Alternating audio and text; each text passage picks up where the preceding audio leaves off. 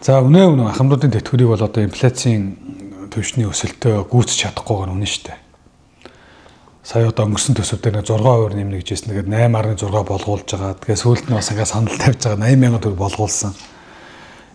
Яг хоо зүгээр 6% тагаа харьцуулахад нэмэгдэж зарим баг тэтгэвртэй ахмадуудынх бол бараг нэг 40-50 орчим одоо нэмэгдэх байснасаа ингээд илүү нэмэгдэх. 40,000-аар нэмэгдэх байсан бол 80,000-аар нэмэгдэх юм уу. Тэгээд цаашдаа бол энэ ахмадуудыгаа бол одоо ер нь уламжлалт цаашилж байгаа хүмүүс шүү дээ өрхий. Өдөө зэрэгтэй биднийг одоо энэ улс орны их авчирч ирсэн. За зарим ахмадууд бол яг үүндээ тухайн үедээ авч ирсэн цалин хөлсөөрөө бол тэтгэврийг тогтоолгох чадаагүй хохирсон ахмадууд маш олон байгаа.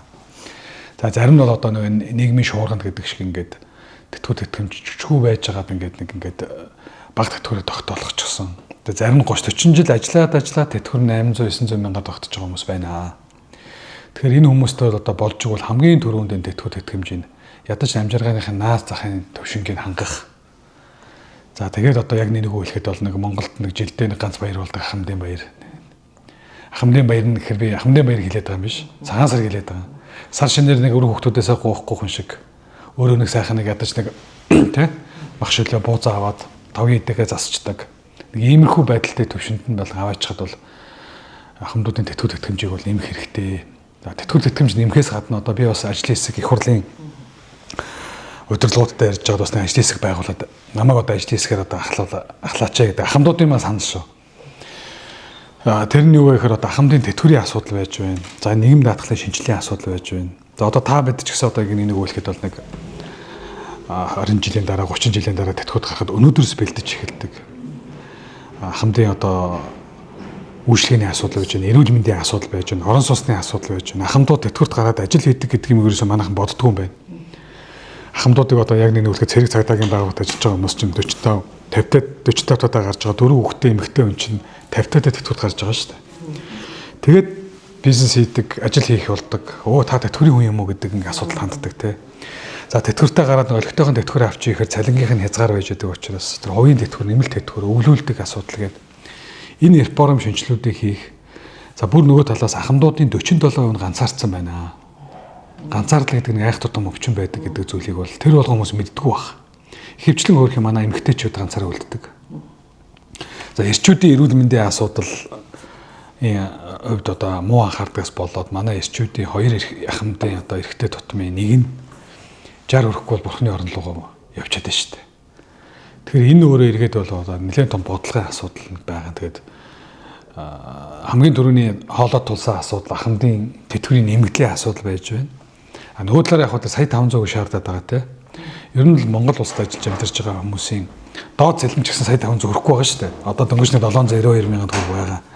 Тэгэхээр ахмадын доод тэтгэврийг бол одоо ер нь бол яг амжиргааг нь хангахуус төвшөнд аваачих нь зүйтэй. Ингийн тулд яах вэ гэхээр тэр байгалийн баялагын сангаас те дэмжлэг үзүүлэх. За босод одоо бас төрлийн дэмжлэгүүд байна. Ийм зүйлүүдийг бол одоо хийх нь бодлогын хувьд бол хийх ёстой. Цогцоор нь хийхгүй бол одоо тэтгэврийн нэмэх асуудал дээр ингээл хөөцөлж явал за арай хийж нэг ингээл явуулаад ингээд болоход бол тэр болгон санснаар болохгүй. Нөгөө талаар нь ярихаар зээлийн асуудал усаад ирж байгаа. Сая одоо өнгөрсөн жилж байгаа тэтгэврийн зээлийн асуудал одоо ширээл энэ одоо ахмадууд над руу уц ширэмсээр бичээл тэгэл танаа суугаар дамжуулж хэлэхэд одоо бүх ахмадууд бас мэдээл тэр болгон хөргөж чадахгүй байна. Би банкудтай уулзсан. Санд хөргүүлсэ. Монгол банкныхантай уулзсан. Зээлийн хүүгийн одоо нөгөө тэтгэврийн үн дээр хянах шалгалт орж байгаа.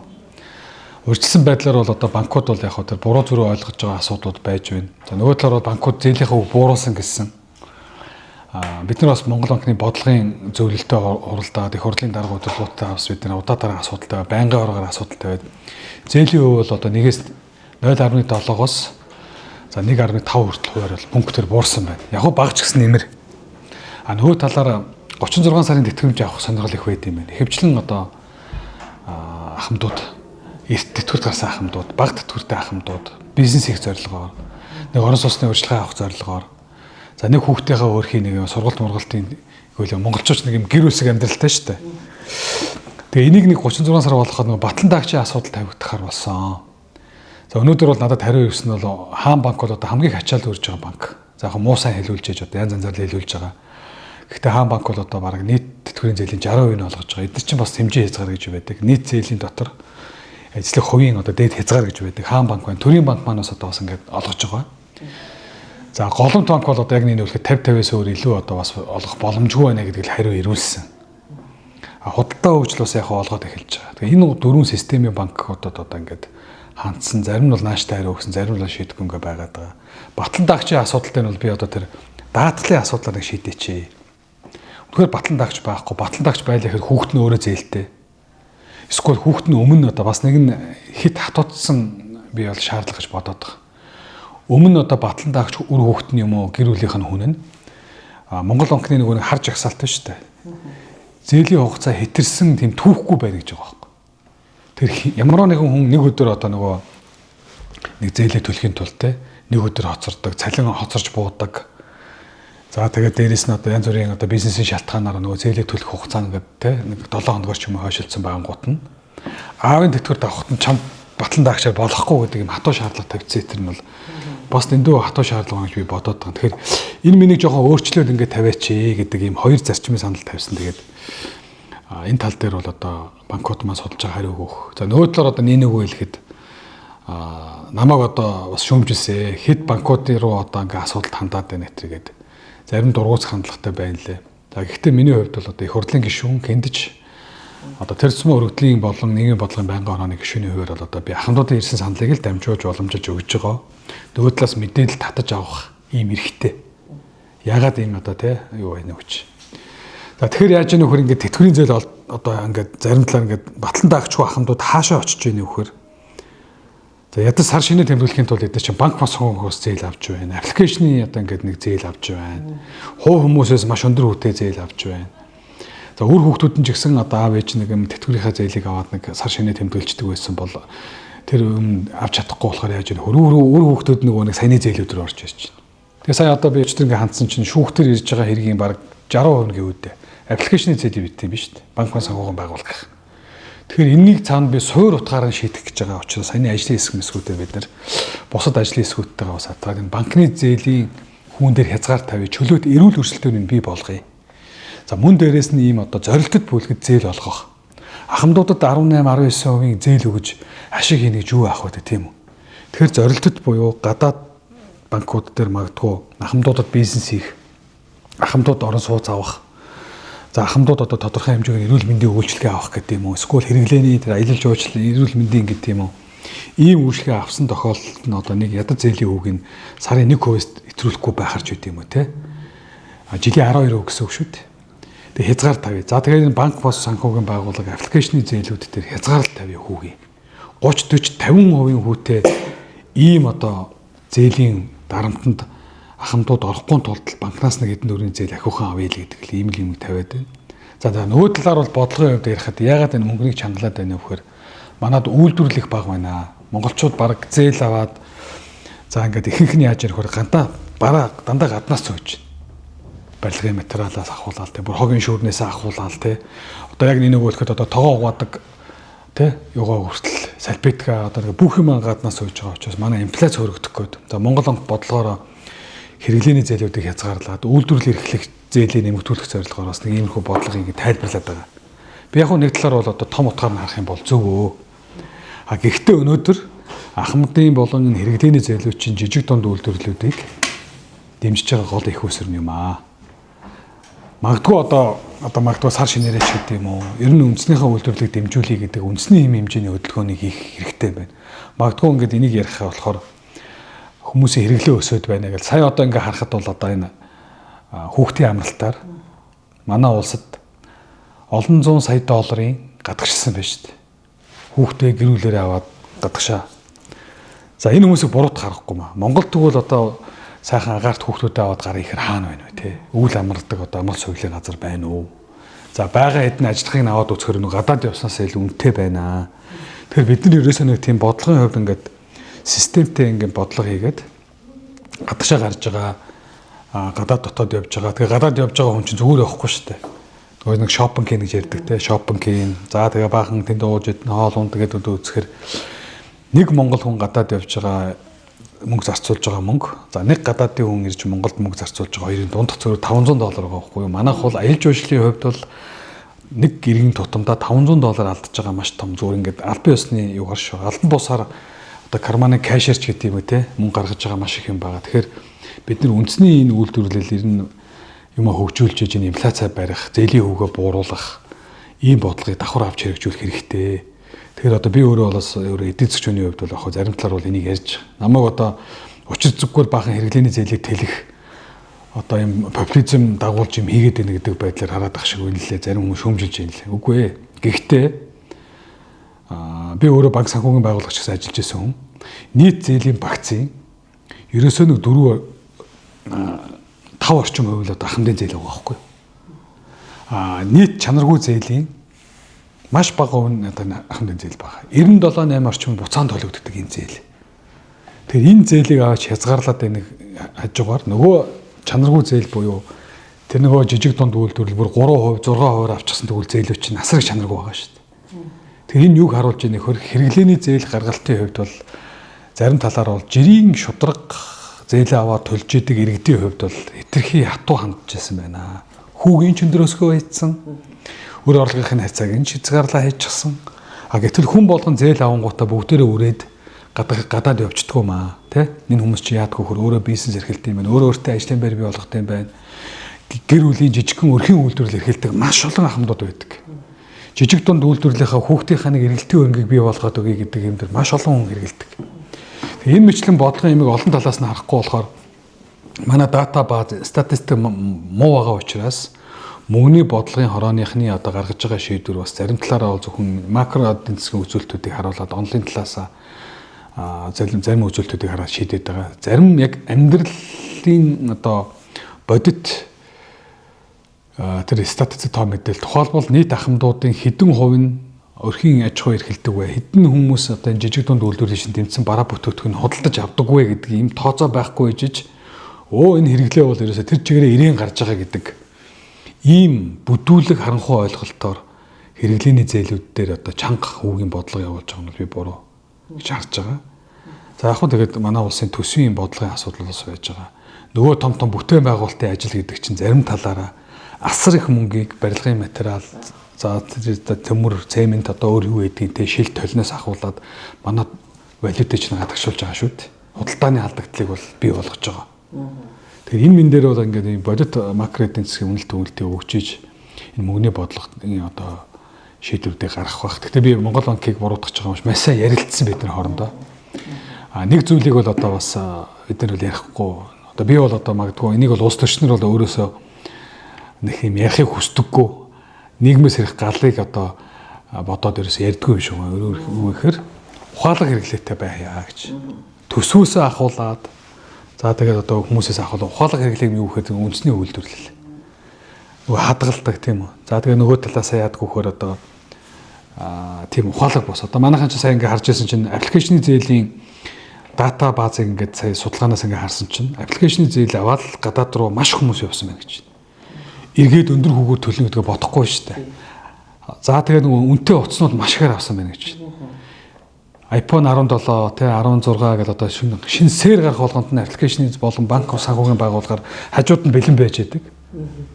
Тэгээ ингээд олгодог гэж маш хуурхаа шийдэгддэг. За тэгээ энэний эргээд нөгөө нэг аппликейшны зээл банк санхүүгийн байгууллагын гар утас авсан тэ гадаад явсан одоо яасан маск гэж байгаа юм нийт одоо иргэний маргааны хэргийн юуны баг 6,000-аас 10,000 жилд одоо 40,000 хэргийн баг үндсэндээ одоо иргэний хэргийн 60% нь аппликейшны зээл иргэний 12,000 14,000 орчим хэргийн 60% нь энэ аппликейшны зээл банк санхүүгийн байгууллагын зээлдэгч нараа шүүхэд өгсөн хэрэг эзэлж ир гэж байгаа байхгүй.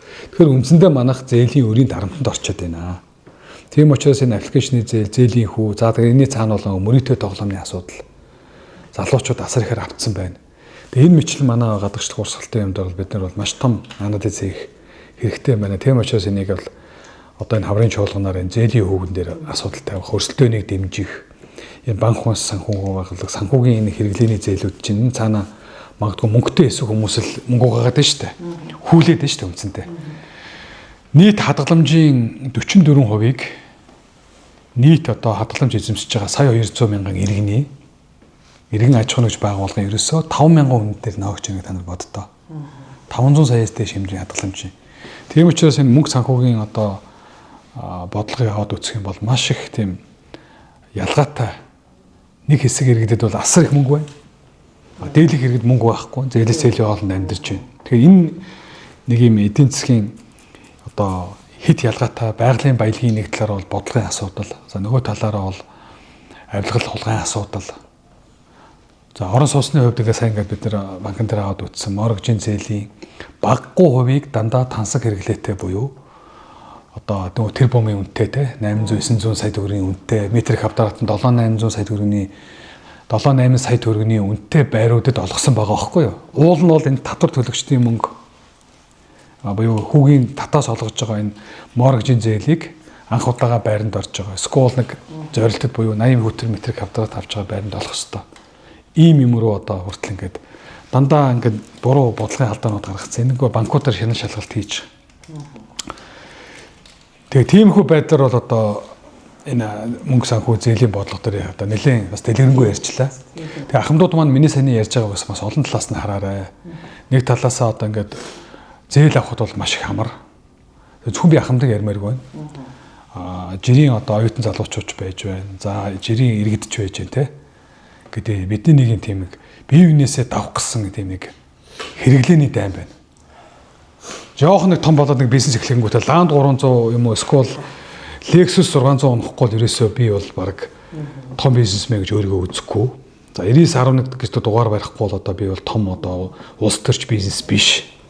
За эсвэл би ерөөсөө одоо баг энэ 2 гүр дамнаж одоо хотын төвд гэдэг юм уу те 5 өрөө байранд амьдрахгүй бол би баг одоо тийм хүн биш. Эсвэл би iPhone 17 утас барихгүй бол баг одоо те захын одоо оюутан залуучууд сурагчид хүүхдүүд те захын хүмүүс л тэгж байгаа байхгүй. Гэтэл гадаад чинь iPhone гэдэг одоо энэ утсыг чинь маш бага хүүтэй те маш бага хүүтэй тухайн компани өөрөө олгодог. Манайд яаж ийм нөхөр iPhone утас аавна гэхээр сарын 2.5-аас 3.5 өгөр таавна хөрөв. Давхар хүлээлтэнд өөрсдөө өртөөд байгаа байхгүй.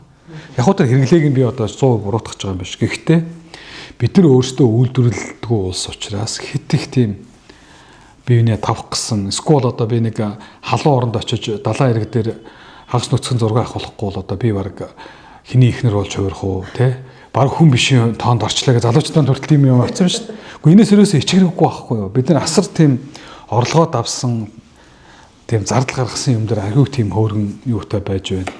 Гэтэл энэ чинь одоо яадаг вөхөр магадгүй тэр өөрөө бодлогоороо яадын сайхан Монгол орныхоо сайхан оронд зуны хөдөө явдаг шиг адилхан сайхан амралтын газар бий болгож өгөө. Тэдний бодлогоор зээлээр дэмжиж өгөө. Тэгэхээр нэг дундаж гэрүүл очиод амьдрах одоо тий яхаа тэрийг одоо тодорхой хэмжээний одоо тэр заавал зээл авах нэхээсээ илүүтэйгээр одоо ингээд хуваагаа төлж болдог санхүүгийн хэрэгслүүдийг хийгээд тэр даатгал маатгалыг үйлчилгээ тий нөгөө нэг нийгмийн даатгал, хувийн даатгал маатгал гэдэг ингээд хөгжил цуус зөндөө байна л. Тэгэхээр иймэрхүү байдлаар одоо энэ асуудалд хандвал бид нэр их хоолой хандахгүй бол бид зүгээр саяхан харсан манайхан ч ерөөсө гадаадад зугаалахад асар их мөнгө гаргачтай юм байна. Гадаадад эмчилгээнд асар их мөнгө гардыг юм байна. Өөр Монголын нэг эмнэлэгт саяхан харахад бол одоо манайхан аймагаараа сумаараа явж байна л да. Ингээ аваад утсан чинь 30-40 мянган хүн гарсан байна. Үүнд асар их мөнгө. Нэг хүн дор хаяж одоо нэг 10 сая төгрөгтөл явж байгаа шүү дээ. Эмчилгээх гэж байгаа хүн бол тий. Ингээд үзэхээр баг одоо хичнээн тэр бом механизмаар нь тоологдох мөнгө гадагшаа гараад байна. Тэгээ энийгээ барихын тулд яах гэж нэхэ хэрэглээний зээлийг хөмий гэдэг. Тэгэхээр иймэрхүү одоо бас мөнгө санхүүгийн бодлого яваад байгаа учраас гол шалтгаан бас энэний нэг шалтгаан байгаа юм бэлээ. Тийм учраас одоо бас энэ тал дээр бол цаашдаа бодох хэрэгтэй байна. За маа залуучуудаа бас хандаж хэлэхэд түмэн дунд бас хүмүүс байна. Эмээ өвөө аав ээжийнхаа тэтгэврийг ахуулангуудаа мөрөөдөө тоглолцсон хүмүүс байж байна. За тэгээд нэг машин тэрийг авч унаа тэрийг одоо зээлийнх нь юу яахгүйгээр осол аваарт өртөөд ингээ хайчихсан хүн байж байна. За хөөхөд тэр сургалтын тэр боловсролын зээлийн сангийн уур маш сар хэм явд юм байна. Ганц нэг хүүхдээ сургуульд олигтойхон сургуульд оруулахыг боддог. Гэтэл